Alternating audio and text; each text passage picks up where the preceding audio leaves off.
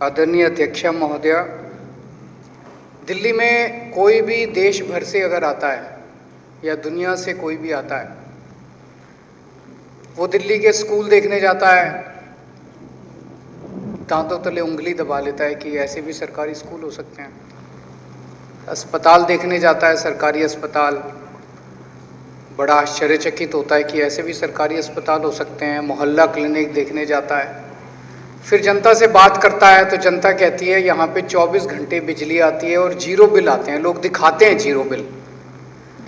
75 साल हो गए आज़ादी को, आज तक देश में किसी भी राज्य में किसी के भी जीरो बिल नहीं आए। पहली बार जीरो बिल आ रहे हैं कि 24 घंटे बिजली आती है और जीरो बिल आते हैं। फिर जब वो दिल्ली में घूमता है तो सड़कों पे चारों तरफ गंदगी, कूड़े के पहाड़। बहुत दुख होता है कि हम दिल्ली को साफ नहीं कर पाए। बहुत मन होता है कि काश अगर हमारे पास एमसीडी होती तो हम दिल्ली को साफ कर देते। 15 साल से इनके पास एमसीडी थी, इन्होंने नहीं किया, और अब ये लोग चुनाव भी नहीं करा रहे। मतलब जो सरेआम गुंडागर्दी होती है, लफंगई होती है, वो मचा रखी है इन्होंने कि काम हम भी नहीं करेंगे और तुमको भी नहीं करने देंगे, और देखते हैं दिल्ली कैसे साफ होती है। दिल्ली वालों से बदला निकाल रहे हैं। एक इनके सीनियर नेता से मैं पूछ रहा था, मैंने कहा ये कोई इतनी बड़ी बात थोड़ी है दिल्ली को साफ करना, क्यों नहीं करते? कहते दिल्ली के सफाई कर्मचारी कामचोर हैं। बीजेपी वाले कहते हैं कि दिल्ली के सफाई कर्मचारी कामचोर हैं। दिल्ली के सफाई कर्मचारी कामचोर नहीं है, तुम चोर हो, तुम डाकू हो। पहले इसी तरह की गंदी भद्दी गालियां ये लोग टीचरों को दिया करते थे, सरकारी टीचरों को, डॉक्टरों को दिया करते थे। कहते थे दिल्ली के टीचर पढ़ाते नहीं है, निकम्मे हैं। टीचर आते हैं, पेड़ों के नीचे बैठे रहते हैं। वही टीचर हैं, हमने तो टीचर बदले नहीं। 60,000 टीचर हैं, वही टीचर हैं, हमने तो बदले नहीं, और इन्होंने क्रांति करके दिखा दी। वही डॉक्टर हैं, वो तो हमने बदले नहीं, इन्होंने हम क्रांति करके दिखा दी। एक बार एमसीडी हमारे हाथ में आ जाए, यही सफाई कर्मचारी है, पूरी दुनिया के अंदर ये सफाई कर्मचारी दिल्ली का नाम रोशन करेंगे।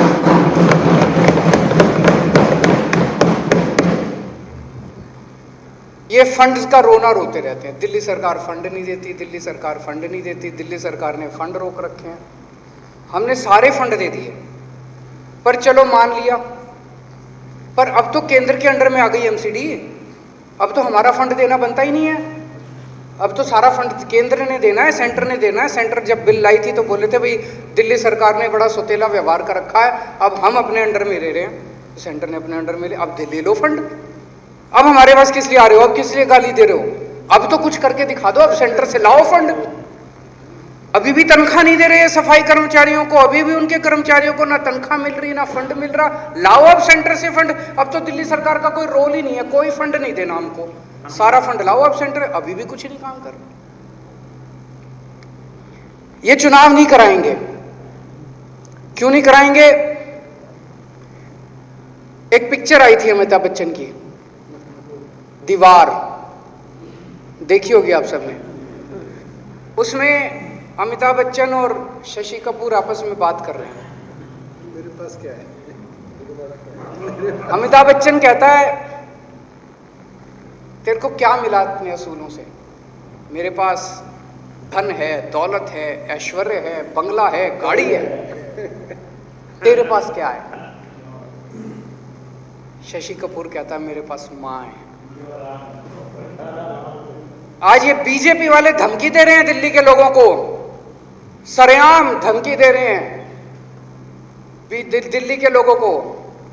कहते हैं हमारे पास ईडी है, इनकम टैक्स है, सीबीआई है, दिल्ली पुलिस है, सारी दौलत है, इतने बड़े बड़े हर डिस्ट्रिक्ट में ऑफिस हैं, तुम्हारे पास क्या है? तो दिल्ली की 2 करोड़ जनता एक साथ बोलती है हमारे पास हमारा बेटा केजरीवाल है।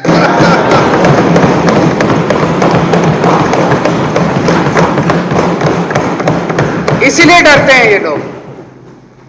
वो गली का गुंडा होता है ना, जाता है किसी के घर में, तेरे लड़के को बाहर निकाल, जनता कह रही है खबरदार तुमने केजरीवाल को हाथ लगाया।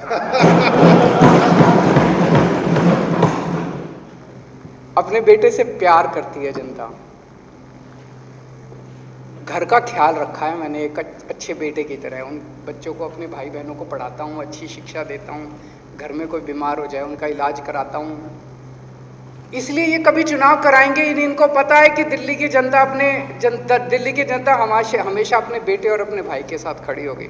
अब इन्होंने नई धमकी देनी शुरू कर दी बीजेपी वालों ने, आप लोगों ने भी सुना होगा, खूब चल रहा है कि दिल्ली में अब अगले असेंबली चुनाव ही नहीं होंगे।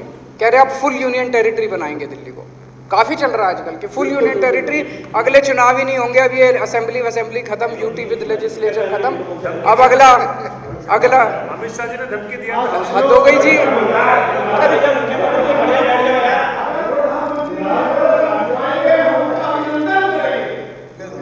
ये लो ये लो ये लो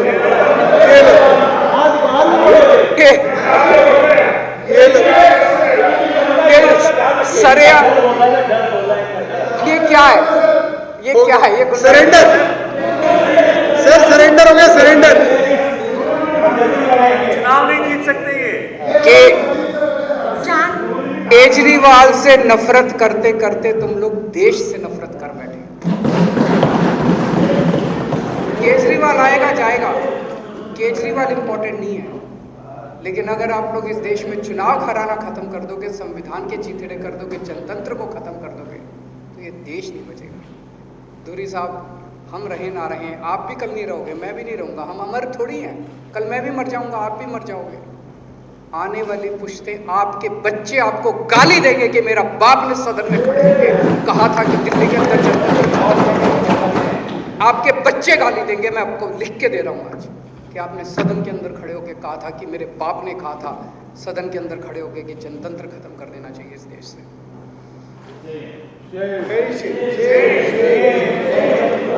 आज देश में हमारे कट्टर विरोधी भी खुलेआम, चाहे जो मर्जी कह लें, प्राइवेट में बैठो तो कहते हैं यार लोग तो ईमानदार हैं, कट्टर ईमानदार हैं ये लोग, भ्रष्टाचार नहीं करते, पैसे नहीं खाते। इनको ये चुभ रहा है बहुत बुरी तरह से। तो ये जबरदस्ती साबित करना चाहते हैं, नहीं नहीं ये भी चोर हैं, हमारे जैसे ही हैं ये जैसे हमें वैसे ही हैं। तो ये जबरदस्ती करना चाहते हैं। सत्येंद्र जैन को पकड़ लिया, बताओ, एक पैसे का भ्रष्टाचार साबित नहीं कर पा रहे।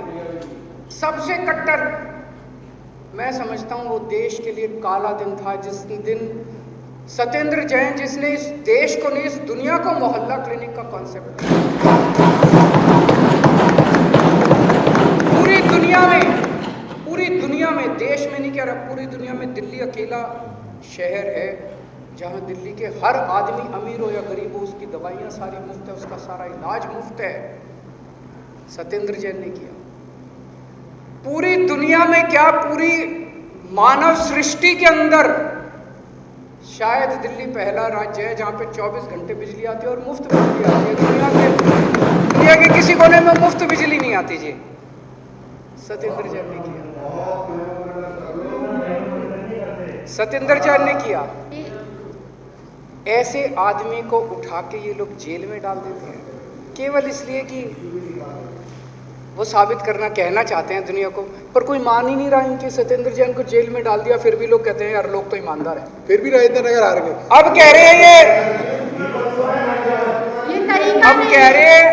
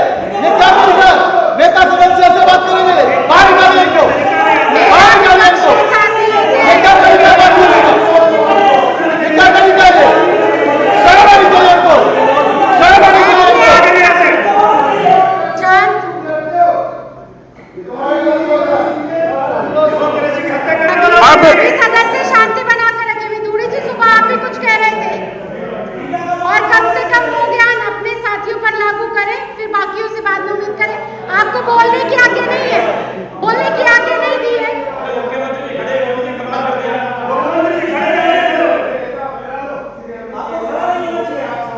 त्रिपाठी जी शांत। अब ये लोग धमकी दे रहे हैं कि अगस्त के अंत तक मनीष सिसोदिया को ये गिरफ्तार करेंगे।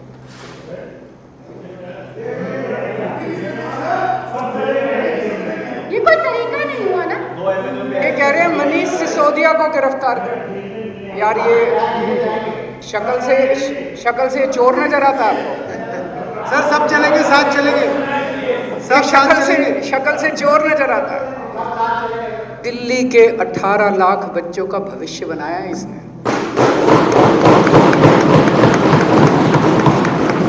तुम लोगों की ओपन चैलेंज कर रहा हूं, तुम लोगों की कह रहे कितने 19 राज्यों में सरकारें हैं, तुम्हारे 19 राज्य एक तरफ, दिल्ली एक तरफ।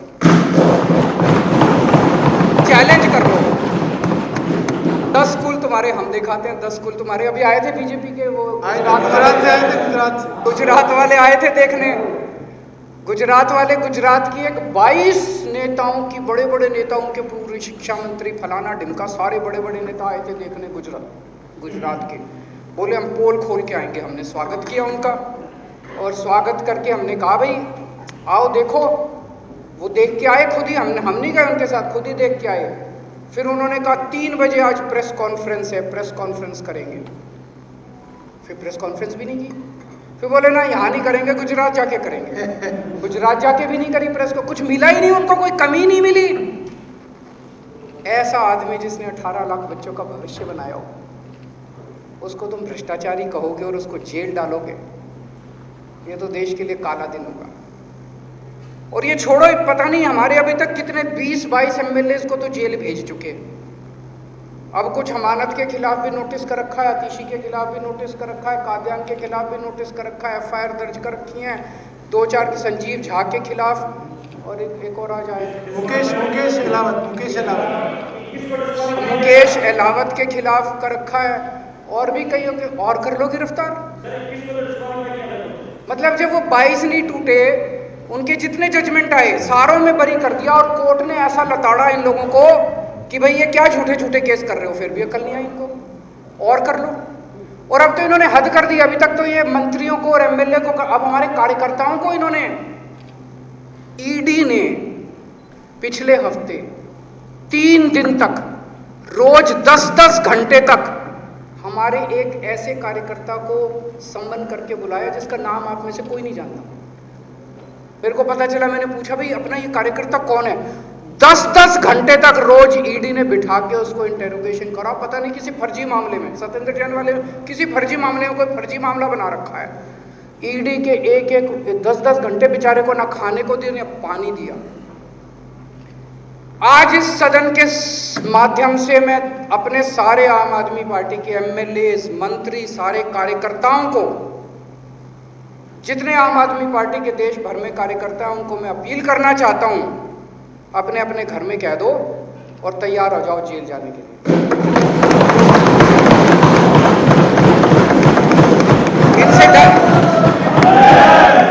इनसे डरने की जरूरत नहीं है, इनसे डरने की जरूरत नहीं है। तैयार हो जाओ जेल जाने के लिए। सर तैयार है। मैं खुद 15 दिन जेल में रह चुका, कोई दिक्कत नहीं होती। कोई दिक्कत नहीं होती। और ये मेरे को बोलने बेदोड़ी जी को, और इनकी जांच कैसे होती है, सीनियर है, क्या फर्जी जांच है, इसकी मैं एक कहानी सुनाना चाहूंगा कि इनकी जांच कैसे होती है। एक बार 3 देशों की पुलिस, उनमें कंपटीशन हुआ। भारत की पुलिस, अमेरिका की पुलिस और इंग्लैंड की पुलिस। बताता हूं। तो कंपटीशन ये था भाई, कौन से देश की पुलिस सबसे जल्दी चोर को पकड़ लेती है। तो पहले अमेरिका की पुलिस आई, उनको कहा गया ये फलाना फलाना चोर है, इसको पकड़ो। 2 दिन में चोर को पकड़ के ले आए। फिर इंग्लैंड की पुलिस आई, उनको कहा गया भी चोर को पकड़ो, वो 1 दिन में चोर को पकड़ के ले आई। फिर भारत का नंबर आया, बीजेपी वाले आ गए, बोले जी तुम्हारी पुलिस बोले बस हम ही हैं।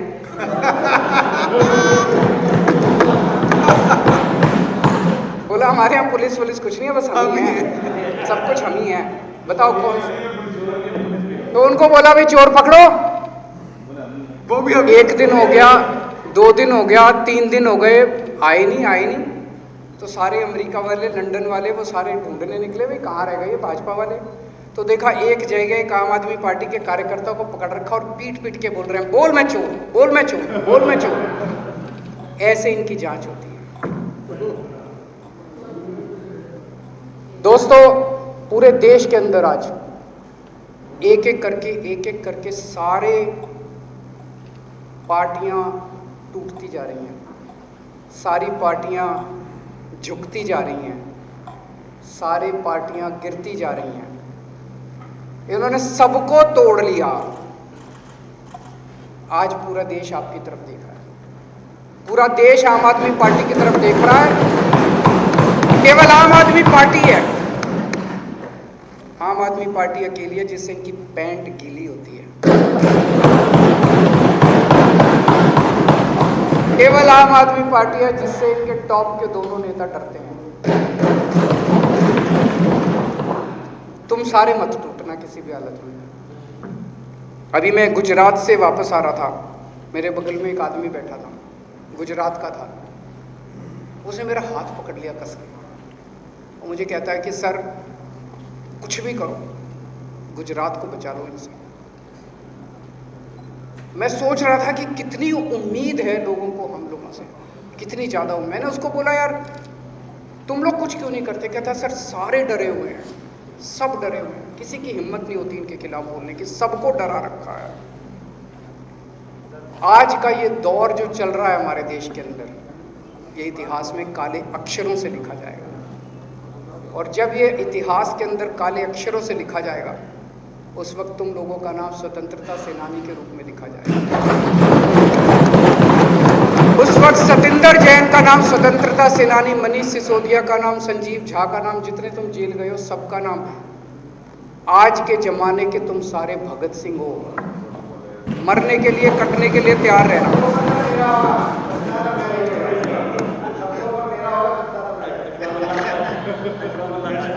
आज मैंने अभी आने से पहले सुन रहा था, कोई एक टीवी चैनल है बहुत बड़ा, उस टीवी चैनल का कोई एंकर है, उस एंकर ने कोई फर्जी क्लिप दिखा दी, तो छत्तीसगढ़ की पुलिस उसको गिरफ्तार करने आई है।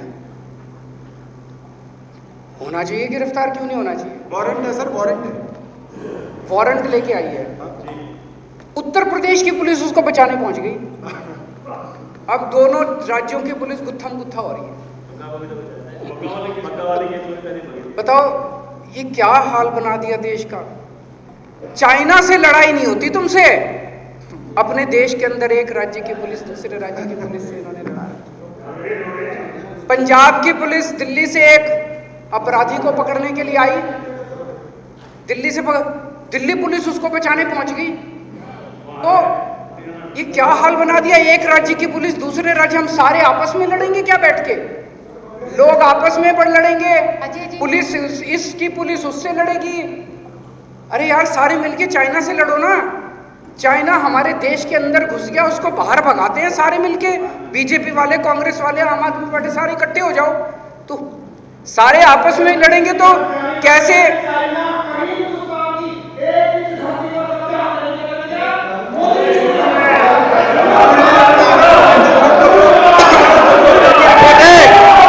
दुनिया भर की रिपोर्ट है। क्या कर दिया?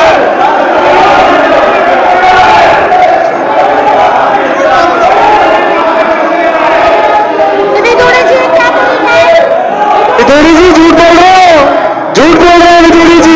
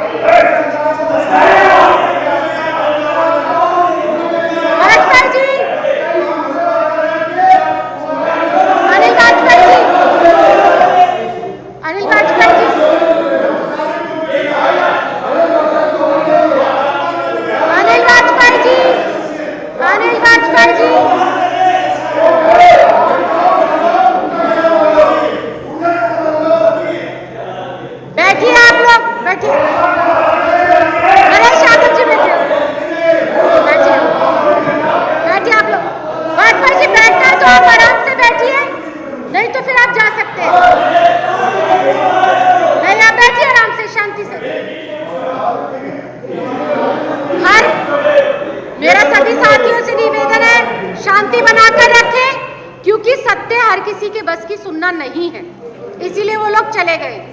मुख्यमंत्री जी, सच हर किसी से बर्दाश्त नहीं होता। अभी उदयपुर में एक बड़ी दर्दनाक घटना घटी, जिसमें 2 लोगों ने एक आदमी का सरेआम गला काट के उसका कत्ल कर दिया। बड़ी गंदी घटना है, बड़ी दर्दनाक घटना है। हम उसकी कड़ी निंदा की, हमने मांग की भाई दोषियों को सज़ा दो। जब पुलिस दोषियों को पकड़ने पहुंची तो पता चला अखबारों और टीवी और सोशल मीडिया के माध्यम से कि उन 2 लोगों जिन्होंने कत्ल किया था इतना दर्दनाक तरीके से, उनमें से एक जो है वो भाजपा का निकला। अभी जम्मू के अंदर 2 दिन पहले एक लश्कर का बहुत बड़ा आतंकवादी पकड़ा गया है, वो लश्कर का कमांडर बताया जा रहा है। वो बताते हैं कि भाजपा का एक वरिष्ठ नेता निकला। आज मैंने यहां आने के पहले, आप लोग भी करना, एक गूगल करना, रेपिस्ट्स इन बीजेपी, एक बड़ी लंबी लिस्ट आती है। बीजेपी के अंदर कौन कौन बलात्कारी हैं, उनकी लंबी लिस्ट आती है। तो मैंने आप लोगों की कईयों की पुलिस वो देखी थी, प्रेस कॉन्फ्रेंस वगैरह, आप लोग कहते थे बीजेपी लुच्चे, लफंगे, गुंडे, मवाली, बलात्कारियों की पार्टी है। इसमें अब आतंकवादी भी शामिल हो रहे हैं। पूरे देश में इन्होंने बड़े बड़े जिला ऑफिस खोले हैं। अब समझ में आया किस लिए खोले हैं। कहीं किसी जिले में कोई अपराध हो जाए, मैं आपको गारंटी दे रहा हूं, सबसे पहले अगर वहां की पुलिस इनके जिला ऑफिस पे रेड मार दे, अपराधी वहीं मिलेगा, वहीं मिलेगा आपको अपराधी। कहीं कोई बलात्कार हो जाए, बीजेपी में मिलेगा। कहीं कोई मर्डर हो जाए, या तो बीजेपी का हो गया, बीजेपी में जाके शामिल हो जाएगा।